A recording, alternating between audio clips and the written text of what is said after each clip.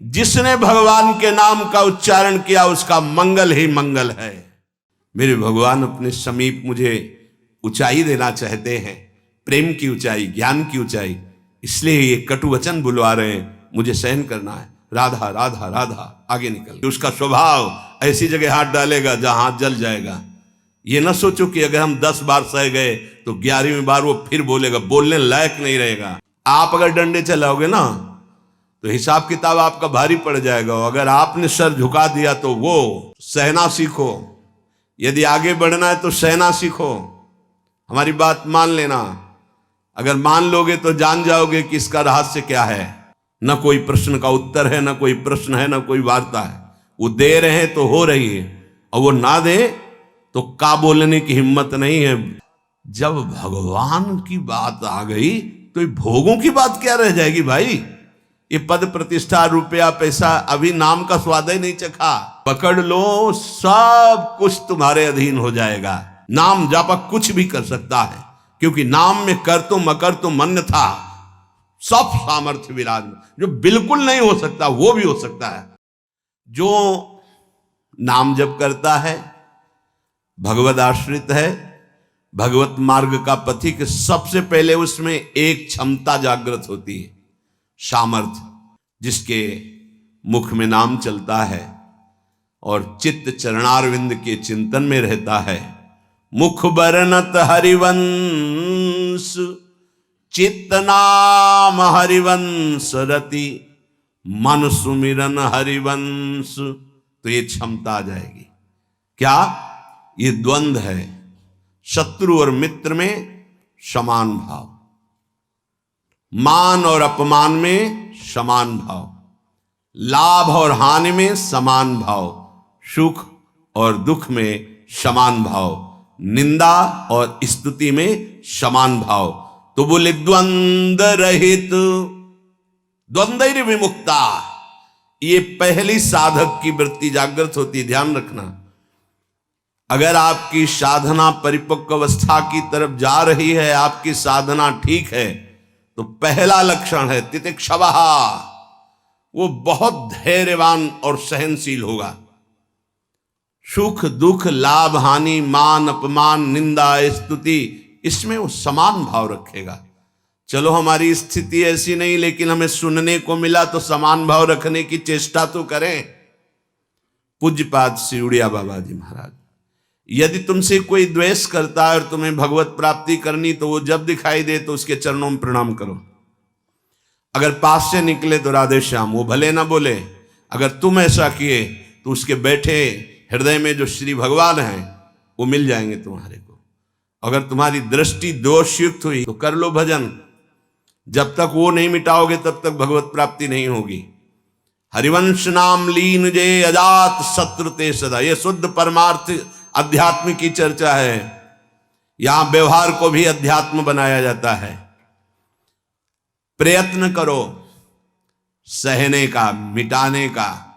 क्या गाली दे रहा है कोई, श्रवणेंद्रिय ने सुना, मन में जाके दाह पैदा हुई, ये नहीं।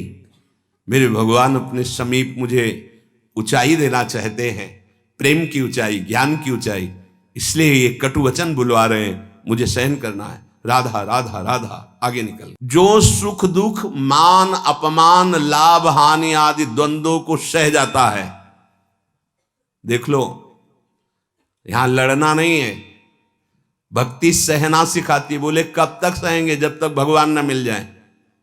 बोले वो तो बहुत ही दुष्ट हो जाएगा, अगर हर बार सहेंगे तो अगली बार और बढ़ के आएगा। कदापि नहीं। जो अपराध भक्त कर करे, राम रोष पावक सो जरे, तुम सहो आग उधर लग जाएगी। उमा क्षमा सापौते भारी, अपने कर्म जाय अपकारी। तुम अपने को बचाओ, मालिक देख रहा है, वो ऐसा हिसाब करेगा। एक नवयुवक था जिसकी देखो हंसी उड़ाता था, बहुत परेशान करता था। एक भगत जी निकले उनके छेद, तो दाढ़ी मुच्छ को लेकर बहुत उपहास किया। 2 रुपये निकाले, दिए। उसको लगा पीछे आ रहे थे आर्मी के। फिर उनका उपहास गिरा के 10-5 ला तो थप्पड़ मारे ना। वो जो 2 रुपये दिए थे ना, हिसाब हो गया। अब दोबारा उस गली में नहीं खड़ा हुआ वो। राम रोष पावक सोजरी, तुम जाओ झुक के। वो आ रहा है झुकाने वाला, किसी रूप में रौंद के रख देगा उसको, क्योंकि उसका स्वभाव ऐसी जगह हाथ डालेगा जहां हाथ जल जाएगा। ये ना सोचो कि अगर हम 10 बार सह गए तो 11वीं बार वो फिर बोलेगा, बोलने लायक नहीं रहेगा। जो अपराध भक्त कर करे, राम रोष पावक सोजरी। तुम्हारा कर्तव्य सहन करना और मालिक का कर्तव्य हिसाब करना। एक साधु जा रहे थे, गंगा किनारे भ्रमण कर रहे थे, तो छड़ी रखते, सोटा लंगोटा लोटा ये साधु के पास रहता है, तो सोटा लिए हुए थे और अपनी मस्ती में जा रहे थे। ऐसे पीछे धोबी कपड़ा धो धो के ऐसे सब फैलाए हुए था सूखने के लिए। उसने देखा इतनी मेहनत से तो हम धो रहे और बाबा जी रौनता चला जा रहा है, तो जिससे धोआ वो पीटने वाला डंडा वही दौड़ा लेके रुक्मिणी जी के पास भगवान बैठे, विनोद तत्काल सुदर्शन चक्र, फिर ऐसे शांत हो गए। तो रुक्मिणी जी ने कहा, प्रभु जरूर ये स्थिति किसी भक्त पर संकट आने पे होती है, रुक क्यों गए? बोले उसके पास लाठी थी, उसने हिसाब कर दिया। 2-3 डंडे बाबा जी ने मारे और 2-4 डंडे धोबी ने मारे, तो दोनों धोबी ही है, इसीलिए मट गए। हाँ, अगर वो सर झुका देता तो वहां द्वारिकाधीश का सुदर्शन चक्र सेकंड के कम हिस्से में उपस्थित हो जाता। सर्वव्यापी तत्व है भगवान के पार्षद, जैसे नारायण निकला और वहीं हरि पार्षद प्रकट हो गए। आप अगर डंडे चलाओगे ना तो हिसाब किताब आपका भारी पड़ जाएगा। अगर आपने सर झुका दिया तो वो हर समय तुम्हें देख रहा है। कोई क्षण ऐसा नहीं है, कोई जगह ऐसी नहीं जहां उसके नेत्र न हो। हाँ, विश्व तच्चक्षुर, पूरे विश्व में उसके नेत्र विराजमान हैं। सहना सीखो, यदि आगे बढ़ना है तो सहना सीखो।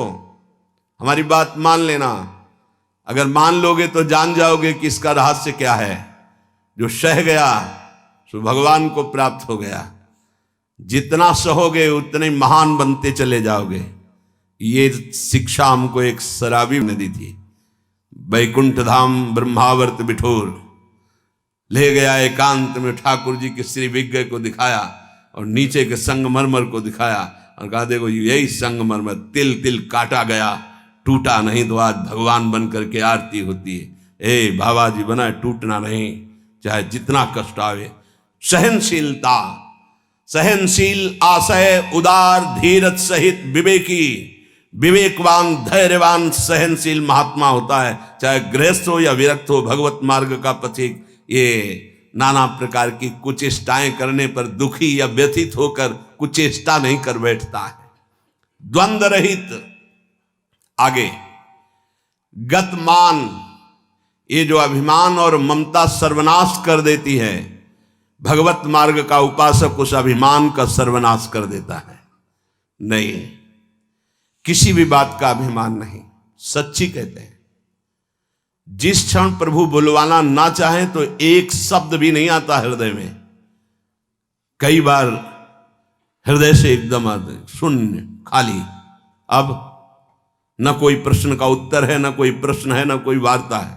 वो दे रहे हैं तो हो रही है, और वो ना दे तो का बोलने की हिम्मत नहीं है। शब्द और शास्त्र ज्ञान और व्याख्या तो अलग जाने दो, वही बुलवा रहे, वही सत्य चेष्टा करा रहे।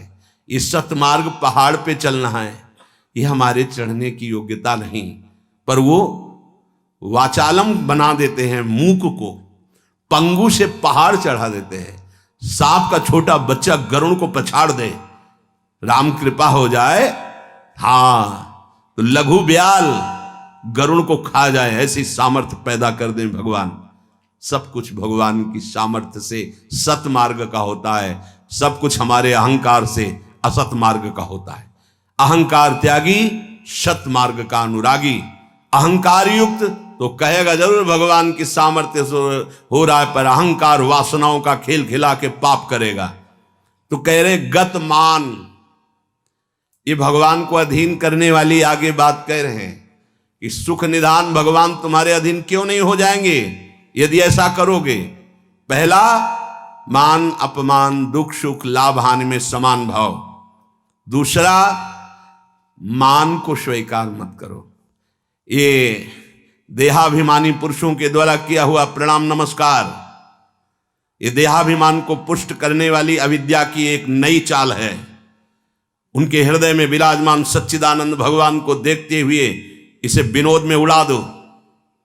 विनोद में, मैं जान रहा हूं प्रभु, अब नहीं फंसेंगे, गुरु कृपा हो गई, आपका ये प्रणाम नमस्कार फांस नहीं सकता, नाथ आप तो हमारे स्वामी हो, अब नहीं, लाखों प्रणाम दंडवत हो रही, लेकिन नहीं, वो तुम्हारी प्रणाम दंडवत नहीं हो रही, वो तुम्हें फंसाया जा रहा है। आखिरी खाई है यश कीर्ति मान। नहीं, हे सच्चिदानंद गुरुदेव, आप सब रूपों में काहे को मजाक कर रहे हो प्रभु, आप ही तो विराजमान हो नाथ, कोई नहीं फंसा पाएगा। अब हम तो बड़े भजनानंदी, हमारा बड़ा नाम हो रहा है, प्रणाम नमस्कार हो रहा, तो आगे है खाई, उसमें मुंह भरा गिर जाओ, निकल नहीं पाओगे। जैसे कंचन की खाई, कामिनी की खाई, ऐसे कीर्ति की खाई। तो गत मान सबहि मान प्रद आप मानी, सबके चरणों में बंधन भक्ति, मेरे नाथ इन सब रूपों में विराजमान। वो प्रणाम कर रहे हैं, नमस्कार कर रहे हैं, वो जय बोल रहे हैं, ये उनकी महानता है। वो अपने हृदय की स्थिति के अनुसार बर्ताव कर, हम तो अधम जीव हैं, प्रभु की कृपा से चल रहे। मेरे प्रभु सब रूपों में है, कहीं मान नहीं छुएगा, और अगर मान छू गया तो विष चढ़ गया। सम्मानम कल्याति घोर गरलम, ये मान रूपी जहर केवल गुरु कृपा से ही दूर होता है। एक ही जगह इस मान की धुलाई होती, दूसरी जगह नहीं, और दूसरी जगह तो आप जहां भी जाओगे वैष्णव चिन्ह देख के सम्मान होगा। एक है घाट, गुरु घाट, जिनमें इसकी धुलाई होती है, वहां कोई भी तुम्हारी चतुराई नहीं चलेगी, कोई भी गुण नहीं चलेगा, कोई भी प्रभाव नहीं चलेगा।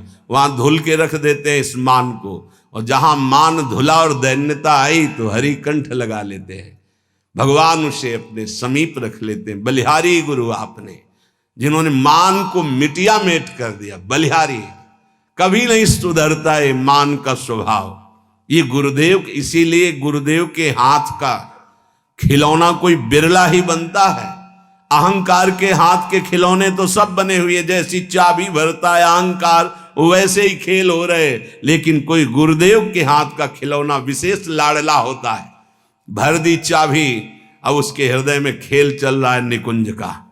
मान का त्याग करा करके दैन्यता का भाव प्रकाशित करना, ये प्रेमी महापुरुष सदगुरुदेव की कृपा से होता है।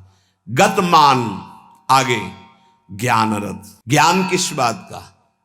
एक क्षण भी प्रभु का स्मरण न छूटे, इससे बड़ा कोई ज्ञान नहीं। बात पकड़ लो, तुम्हें कुछ आता हो या ना आता हो, बस राम कृष्ण हरि राधा राधा बोलना आता है, इससे बड़ा कोई ज्ञान नहीं है। ये भगवद स्मृति है। यस्य स्मरण मात्रेण जन्म संसार बंधनात् विमुच्यते, नमस्तस्मै विष्णवे प्रभु विष्णवे, जिनका स्मरण मात्र जन्म मरण बंधन से मुक्त कर देता है। राधा राधा कृष्ण कृष्ण। ज्ञान रथ, जब आप नाम जप करेंगे तो स्वाभाविक, सच्ची मानिएगा, इस शरीर से प्यार खत्म हो जाता है। ये बहुत व्यवस्थित भगवान की कृपा से चलता है, पर इससे राग नहीं रहता। पुराने कपड़े से जैसे तुम्हारा कोई राग नहीं रहता, फेंक देते हो कूड़ा में, ऐसे ही इस शरीर से ज्ञान रत उपासक को कोई संबंध नहीं रहता। बिल्कुल समझ लेना, जैसे कबाड़ में पड़ी हुई गाड़ी से ध्यान आएगा ऐसे गया, पर आपकी रति नहीं होगी क्योंकि बेकार हो गई है। ऐसे हर समय उपासक की दृष्टि में गाड़ी, ये जो पांच भौतिक गाड़ी, ये केवल भगवत प्राप्ति के लिए है। अगर ज्ञान प्रकट हो गया तो इससे कोई रति नहीं रहती, इससे कोई अपना शरीर का राग मिट जाना ही सब ज्ञान है। भगवान नाम में रुचि हो जाना ही सब ज्ञान है। बस दो बात समझ लो, जितना इससे तुम प्रेम करोगे उतना ही पापाचरण होगा, और जितना नाम से प्रेम करोगे उतना ही इससे वैराग्य होगा, और आप दिव्य उन्नति को प्राप्त हो जाएंगे। ज्ञान रथ, सच्चा ज्ञान, मैं भगवत स्वरूप हूं।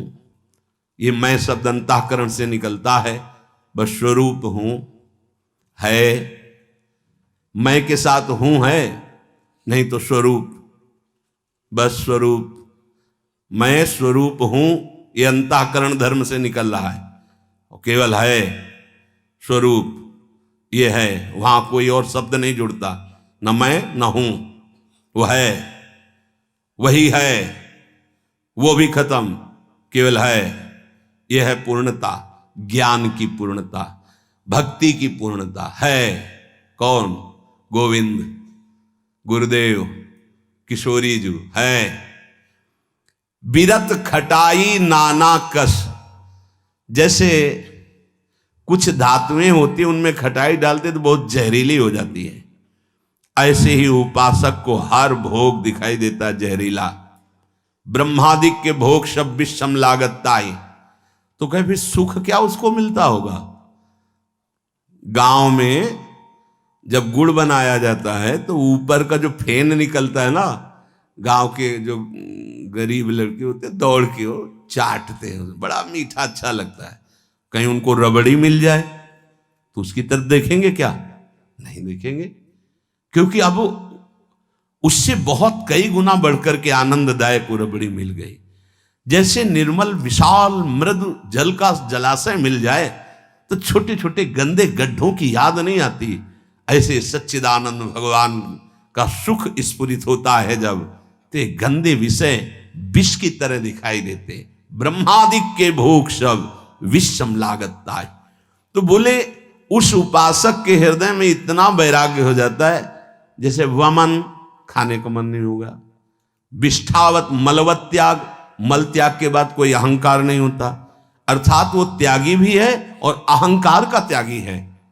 जैसे इसमें कहा बिरत खटाई नाना कस, जैसे काश आदि जो पात्र हैं इनमें खटाई पड़ जाए तो बहुत जहरीली हो जाती है। बोले ऐसे ही ये सारे विषय उसे जहरवत दिखाई देते हैं। इसीलिए जो विषय प्रिय लग रहे हैं उनसे पिंड छुटाना हो तो भगवान को अर्पित करके भोग लगा के पाओ। गंदे विषय भगवान को भोग लगाए नहीं जाते। अगर कोई भी प्रिय पदार्थ है आपका कि ये तो हमें बहुत पसंद है, तो उससे पहले 20 मिनट प्रभु को भोग लगाओ और थोड़ा प्रसाद लेके बांट दो। कोई और ना हो तो पशु पक्षियों को बांट दो, राग खत्म हो जाएगा, पक्का राग खत्म हो जाएगा। ये गुरुजनों के अनुभव की बात है। कुछ ऐसे पदार्थ होते हैं, पूज्य राधा बाबा भाई जी से कहा कि सब ठीक है आपकी कृपा से, पर मिठाई देखते ही प्रियता बढ़ जाती, तो क्या अभी हमारा राग है मिठाई में? भाई जी हर समय बाबा की मनोवृत्तियों को देखने वाले महापुरुष, तो उनका नहीं, तुम्हारी स्थिति में मिठाई का राग नहीं है, ये स्वभाववश शरीर की आवश्यकतावश पूर्व अभ्यास रहा है। तो ऐसा हो जाता है कि जैसे सब पदार्थ रखा है, जो प्रिय है उसे उठा लिया और पाने लगे, उसका कोई राग नहीं है, स्वभाववश तुम्हारे शरीर को आवश्यकता है तो स्वभाव बन चुका है, पर राग नहीं है। पर अपने लोगों की स्थिति नहीं है, अपने लोगों का राग है।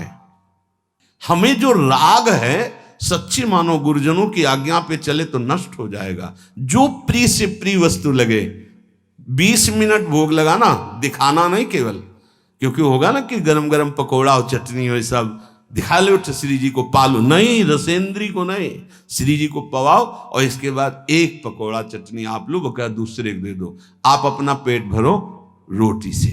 आप देखो ना आपकी रसेंद्री बस में, रसेंद्री बस में हुई हर इंद्री बस में हो जाएगी। यहां कह रहे बिरत खटाई नाना कस, ये नाना प्रकार के भोग भोगते समय बहुत व्यतीत हो गया। उस उपासक को ये विश्वत नजर आते हैं जिसको भगवत प्राप्ति की चाह होती। यदि ऐसे चलोगे तो भगवान बिना बुलाए आपके पास आ जाएंगे। कैसे? द्वंद्व रहित, मान अपमान निंदा स्तुति समान भाव से सह जाओ। गतमान, कोई सम्मान करे स्वीकार मत करो, उसके भोक्ता मत बनो। ज्ञानरत, ये शरीर नष्ट हो जाएगा, तुम अविनाशी हो।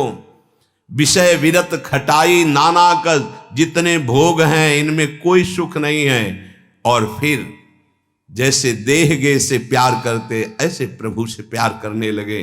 तो कह रहे प्रभु अपने आप आपके अधीन हो जाएंगे।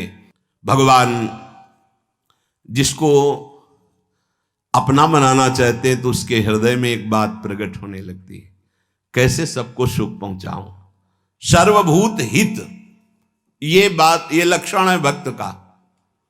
हमारे अंदर भक्ति आई, इसका लक्षण किसी को भी दुखी देख के मन कैसे इसको सुख पहुंचाऊं, भले हम कुछ नहीं कर पा रहे, लेकिन सर्वभूत हिते रताहा हमारे हृदय में आ गया, कैसे इसको सुख पहुंचाऊं।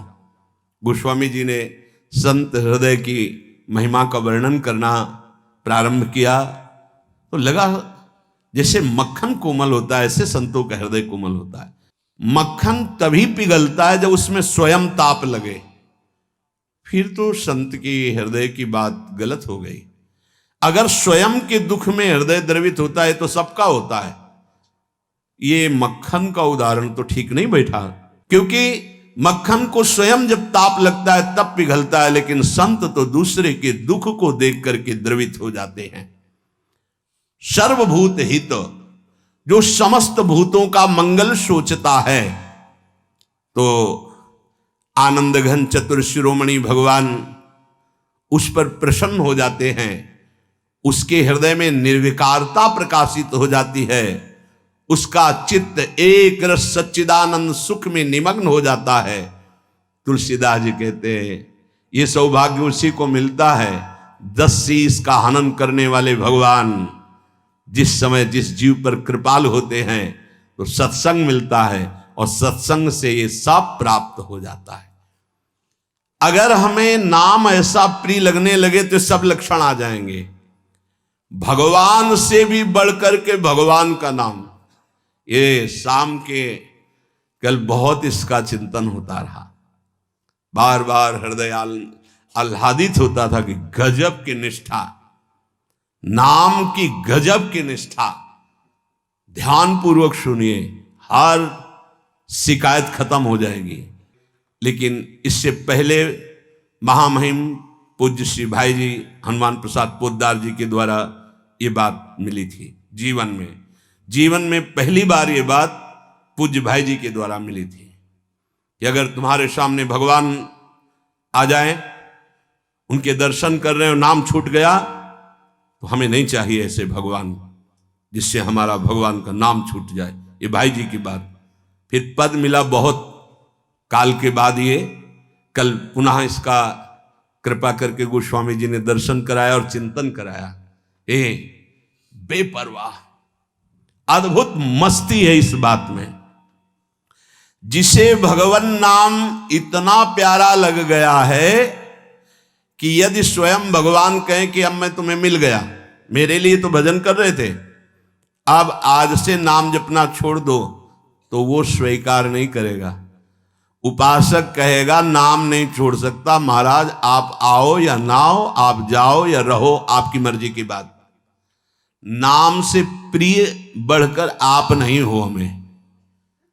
ये बात बहुत बड़ी बात। जब भगवान की बात आ गई तो ये भोगों की बात क्या रह जाएगी भाई। ये पद प्रतिष्ठा रुपया पैसा, अभी नाम का स्वाद ही नहीं चखा। ये ताको भलो कठिन कलिकालो आज मध्य परिणामो, आज कल परसों हर समय परमानंद बना रहेगा। एक कलयुग कुछ नहीं बिगाड़ सकता।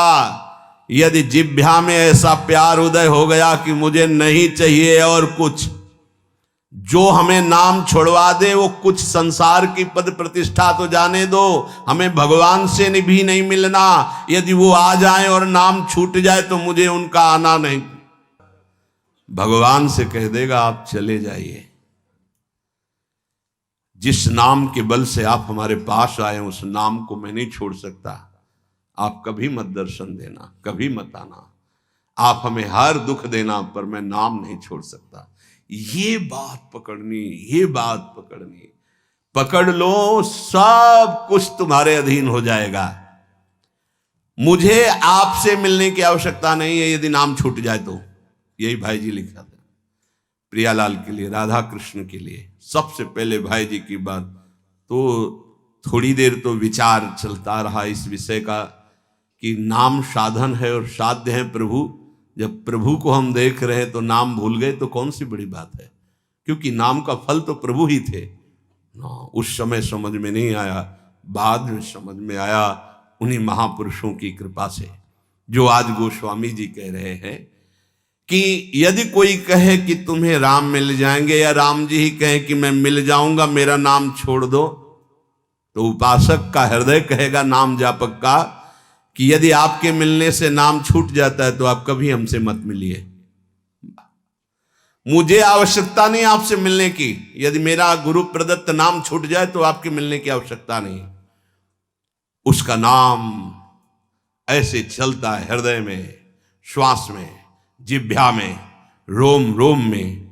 ऐसा अपार प्रेम उसके हृदय में प्रकट होता है, ऐसी मतवाली मस्ती होती है कि भगवान उसे कभी छोड़ ही नहीं सकते। इस कराल कलिकाल में आदि प्रारंभ, मध्य और अंत, कभी किसी का कल्याण हुआ है या हो रहा है या होगा तो ऐसे नाम प्रेमी का होगा। ये आदि मध्य परिणामों। अगर नाम जब चल रहा है तो जो पीछे महापुरुष हुए हैं, जो अब हैं, जो आगे होंगे, वो नाम के प्रभाव से ही है। नाम की महिमा इतनी अपार है, ध्यान दीजिए। अभिमान, लोभ, अज्ञान, क्रोध, काम, ये उसके हृदय में ही नहीं रह जाते जिसके निरंतर नाम चलने लगता है। ये सब सकुचा कर भाग जाते हैं। जैसे किसी महान बलशाली को देखकर छोटे मोटे योद्धा गर्दन झुका के भाग जाते हैं। ये काम आदि दोष उन्हीं को परेशान करते हैं जिनके नाम नहीं चल रहा। सच्ची मानिए, मान लीजिए, विश्वास कर लीजिए, बहुत बड़े लाभ की बात है नाम। सामने ही ये सर ऊंचा नहीं कर सकते। कौन? बोले नाम महिमा का ऐसा प्रभाव, मद, अभिमान, लोभ, भोगों का, पैसे का, पद का, मोह, परिवार का, क्रोध, नाना प्रकार की प्रतिकूलताओं से प्रकट होता है। और काम, ये गर्दन झुका के भाग जाएंगे यदि तुम्हारे निरंतर नाम चल रहा है। वो हम ये छोड़ नहीं पाते, नहीं छोड़ पाओगे। ये भगवत शक्ति से संपन्न योद्धा हैं। नाम चल रहा है, भाग जाएंगे। नई अवस्था ठाकुर हरिदास जी की, बस नाम चल रहा है। 3 दिन प्रयासरत रही, स्वयं भक्त बन गई। उनके हृदय में कोई फर्क नहीं पड़ा। क्यों? क्योंकि नाम चल रहा है। जो नाम जप करता है, बहुत महिमा की बात कह रही। राम नाम जप निरत सुजन पर करत छाह घोर घामो। घोर धूप में भी वो धूप छाह से भी बढ़कर शीतल बन जाएगी नाम जापक को। अर्थात घोर विपत्ति, घोर प्रतिकूलता उसके लिए भारी अनुकूलता और मंगल बन जाएगी जिसकी जिह्वा पे नाम चल रहा है। यदि कोई कहे कि हमने नाम के प्रभाव से पत्थर में कमल उदित होते देखा है, तो आश्चर्य मत मान लेना, बहुत छोटी बात है ये। तो तुम मान लेना कि वो नाम जापक ऐसा हो सकता है। नाम जापक कुछ भी कर सकता है, क्योंकि नाम में कर तुम अकर तुम अन्यथा सब सामर्थ्य विराज। जो बिल्कुल नहीं हो सकता वो भी हो सकता है, अन्यथा कर तुम। जैसे जहां सुई का धागा जाना छेद में बहुत कठिन होता है सुई के, वहां से अनंत ब्रह्मांड भगवान पार कर सकते हैं। और उन भगवान को अधीन करने वाला नाम है, सब ठीक हो जाएगा। सब कुछ हो सकता है। नाम की महिमा समझ करके ये तुम्हारे काम, क्रोध, लोभ, मोह, मद, मत्सर ये सकुचा कर भाग जाएंगे, सामने नहीं आएंगे। भारी से भारी प्रतिकूलता, दुख तुम्हारे लिए आनंद प्रदान करने वाली बन जाएगी यदि आप नाम जप कर रहे हो। महान दुख सुख बनकर तुम्हारे को कभी छोड़ेंगे ही नहीं।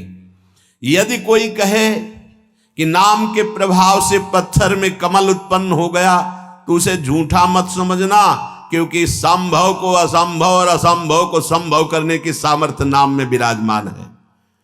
जिस नाम का स्मरण करके भीलनी जगत बंदनी सबरी जी हो गई और भगवान उनके जूठे बेर खाए, तुम्हें विश्वास नहीं है? उस नाम पर परम भाग्यवती पुण्यमयी ब्रह्म ऋषियों से भी पूजनीय माता सबरी हो गई। और ऐसे जो सीधा राम राम नहीं बोल पा रहे थे, मरा रमा रमा, वो भगवान के अवतार के पहले भगवान की लीला लिखने की योग्यता प्राप्त कर ली। जो अपने भाव से भगवान नारायण नहीं पुकार रहा था, अपने पुत्र को पुकार रहा था, उसे परम पद प्राप्त हो गया। इसलिए उल्टा कुभाव से, किसी संबंध से, कैसे भी जिसने भगवान के नाम का उच्चारण किया उसका मंगल ही मंगल है।